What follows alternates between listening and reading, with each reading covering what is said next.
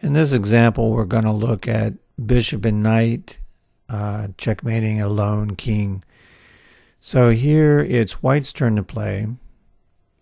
And we see we have all the escape squares pretty much covered. There's only one place to go, thank goodness, because if there wasn't, it would be a stalemate. So the black king can move to f8, but it's white's turn to play. We'd like him to move there now. So we have to make a move that doesn't change anything. So here I'm going to play bishop f5. And the idea is that the bishop is still covering the h7 square, but now it's black's turn to play. So he has to move to f8, and then the bishop comes in, taking g8 away from the black king. King e8, and now knight to e5, covering d7. King d8. But what if he went back the other way? What if he played king to f8? Here we'd play knight d7 check. King e8, and then king e6. So those are the same two moves white would have played anyway. So let's go back. So after knight e5, let's say he goes king d8. What's the idea here? Well, he wants to escape along the dark squares. So that's the other reason the knight's going to d7, to guard those dark squares. So here, king e6, the knight needs a little help. He can't just go to d7 by himself. King c7, and then knight d7. And we see the knight is covering the dark squares. The king, of course, is covering the knight and the dark square d6. And the bishop will be able to run over there quickly and cover whatever light squares the black king is trying to escape on.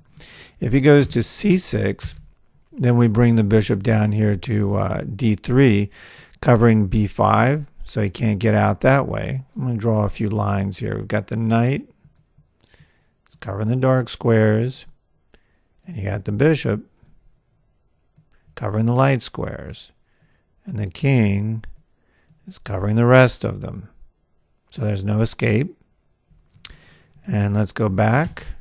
Let's say he goes to b7, king b7, and now he's trying to get out on the a file, a6. So the bishop comes down to d3 this time, covering a6. The knight still has the dark squares. The king can come in on c6, but then I go ahead and bring the bishop over to a6, and we're taking squares away from the king. He's got one move, and that's along the c file to c7, king c7, and then the bishop will come back to b5, and we're covering a6, and we're covering c6, and the knight is covering what? The knight is covering the dark square, b6. The king is covering what? d6 and d7. So he could head over to b7 if he wants to. What you normally see here is king d8. And what he's trying to do is, he's wishing, hoping for stalemate traps. He's trying to get out along e8, since that the knight is currently blocking the attack that the bishop would have on e8. So we move the knight. So after knight b6, we see that our bishop is covering the e8 square. So he can't get out that way. So he heads back and he attacks the knight. King c7, and then the knight comes out of the box that we've got the king trapped in and attacks him from the outside. So this gives a lot more maneuvering room for our king. It doesn't obstruct anything from outside the box here. So the bishop's covering the light squares, the knight's covering the dark squares, our king is covering a combination of the two.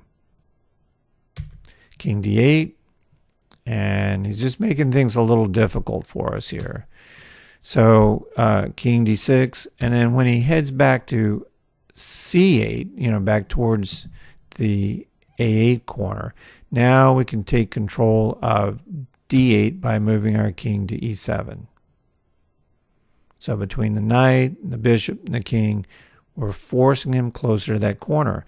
So now he's either got to move to B8 or B7. So king B7, king D7. We've taken up opposition. He can't come in on our king.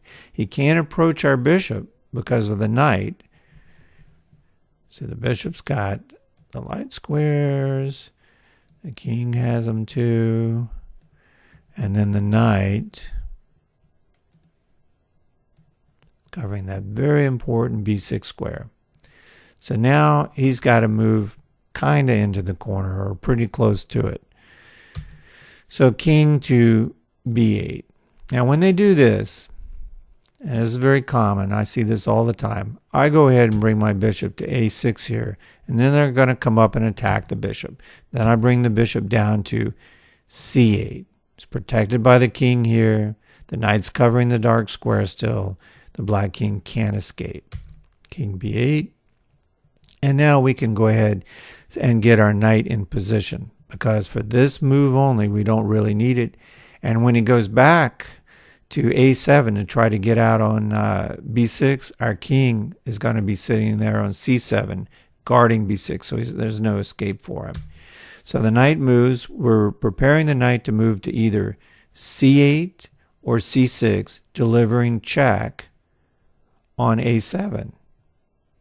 So here he goes to A7, and now our king can come in on C7, taking the B6 square away from the black king. So now he's got just one move, and that's A8, king A8. And now we can check him with the bishop. It would be wrong to move the knight into position right now because it would be a stalemate. Let's see if I've got that. Yeah. Knight to C6 would be a huge error, huge blunder, stalemate. Don't want that. We have to check him. So in this case, the mate doesn't really come in the corner.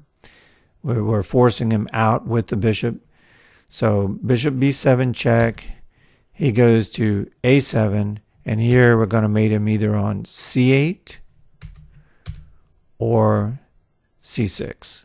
And so we see the knight's providing the check. The bishop is covering A8 and A6. And the king covers all the possible squares on the B file that the king could go to, that the black king could go to. Game is over. That's it.